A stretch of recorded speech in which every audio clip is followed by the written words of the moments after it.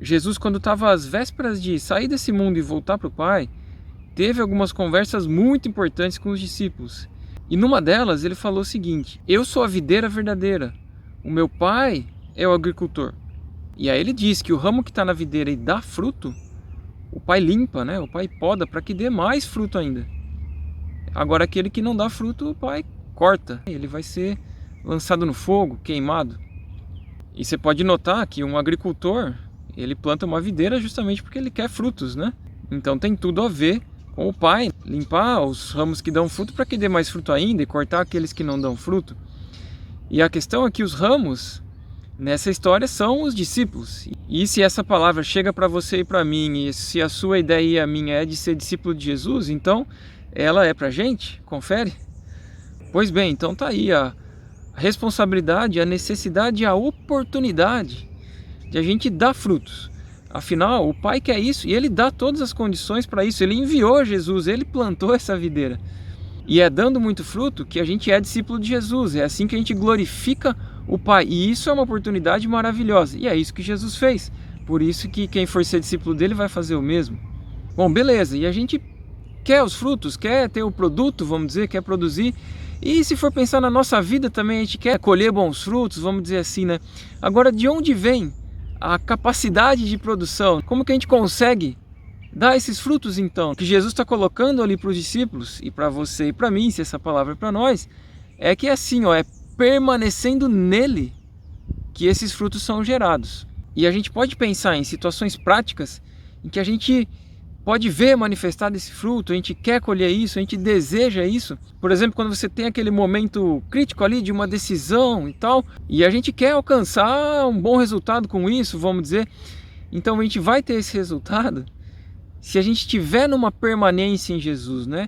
Que eu quero dizer assim, na medida que você e eu, a gente ande naquilo que Ele diz, isso vai aflorar como fruto nesses momentos, como esse exemplo que eu estou dando.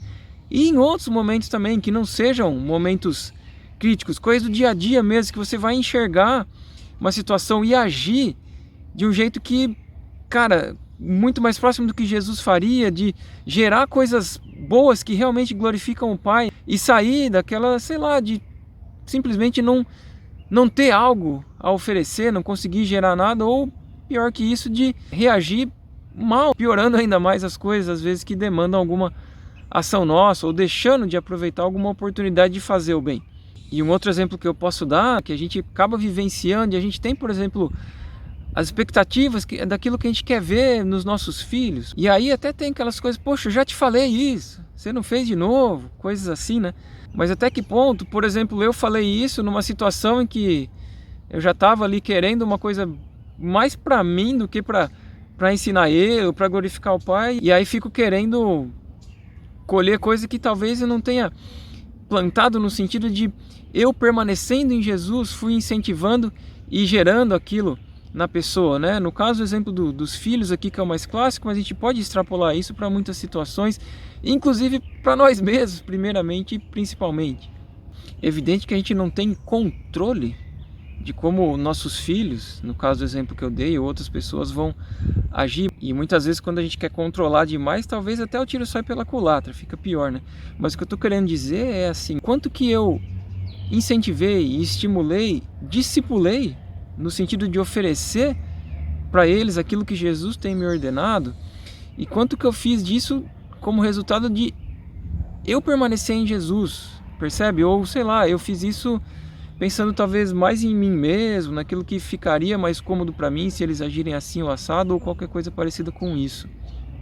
Por isso que eu estou falando, né? A gente tem os frutos que a gente quer ver colhidos, mas como capaz de produzi-los, ou de incentivar essa produção, ou de a gente mesmo produzir em nós, né? Claro, ligados a Jesus, quanto disso a gente tem feito. Porque tudo isso vem da permanência nele, como ele disse, que sem mim vocês não conseguem fazer nada. E aqui cabe fazer uma diferenciação também, porque pode ser bem comum uma confusão do tipo, né? Você permanecer num grupo ali, sei lá, religioso, e confundir isso com permanecer em Jesus. São coisas bem diferentes. Então, por exemplo, se alguém permanece num grupo porque tem o desejo ou a necessidade de se identificar com aquele grupo, então o que você vai colher é essa identificação. Você vai ter talvez um grupo para chamar de seu, curtir bastante, ter as amizades em torno disso, né? E talvez até você consiga algum cargo ali nesse grupo, mas isso aí é um fruto que Deus quer ver, né? O agricultor vai estar colhendo as uvas lá da videira que ele plantou, ou isso está mais parecido, sei lá, com alguma coisa que um matinho gerou ali por perto da videira para tentar disfarçar que era fruto dela. E numa outra ocasião, Jesus relacionou também os frutos com aquilo que a gente fala. Como vocês podem falar coisas boas sendo maus, num contexto em que ele falava de frutos, das árvores e seus frutos. Então assim, a gente vai ter conteúdo bom, frutos bons daquilo que sai da nossa boca, na medida que aquilo que esteja dentro de nós é o que veio de Jesus. Ou seja, de novo está relacionado com permanecer nele, né? Com a gente estar cheio disso. Afinal, a boca fala daquilo que tem bastante no coração. Então assim, a gente pode jorrar a vida dessa maneira, como aquilo que Jesus fala jorra a vida, né? Por conta de justamente a gente estar com aquilo que é dele dentro de nós. Quanto mais tiver disso em nós, mais a gente vai jorrar disso, mais vai, de certa forma, oferecer aquilo que a gente bebeu dele. E é isso que é vida.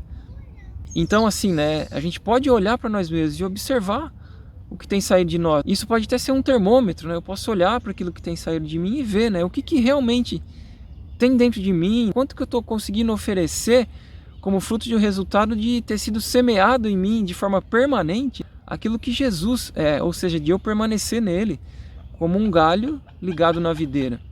E aí é claro, de novo, né, para evitar alguma confusão, quando a gente fala de falar coisas boas e ter bons frutos, são aqueles frutos que o Pai quer, né, que ele acha bom.